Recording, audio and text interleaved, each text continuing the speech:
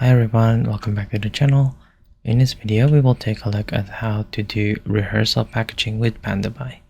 Now don't forget to hit that like and subscribe and hit the notification bell so you're updated whenever we upload a new video.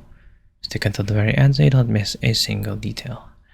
Now when we are purchasing items or purchasing orders into Pandabuy, we have the chance or we have the availability to go ahead and ship them to the Pandabuy warehouse. So that means that we can go ahead and buy items from different sellers and then it will be shipped directly to the Pandabuy warehouse in China.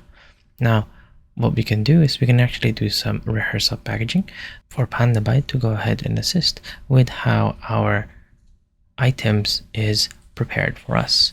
How do we do that? Well, the first thing that we need to do is we need to go into our warehouse first. So let's go ahead and click on our account on the top right.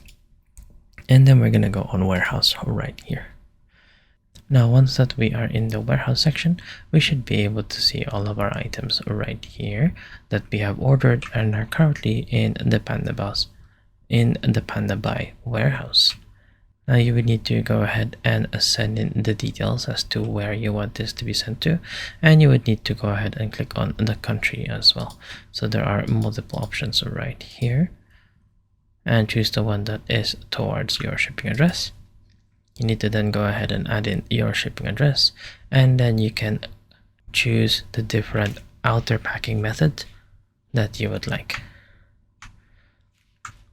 So such outer packing methods that is available for them would be using a carton box or using a simple packing, or there are some additional services as well, like bubble wrapping, vacuum bag, removing tags, and so on and so forth.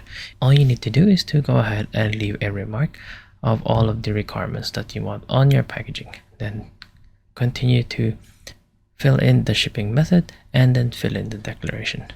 And there you go. I hope you have found this tutorial useful. See you guys next time.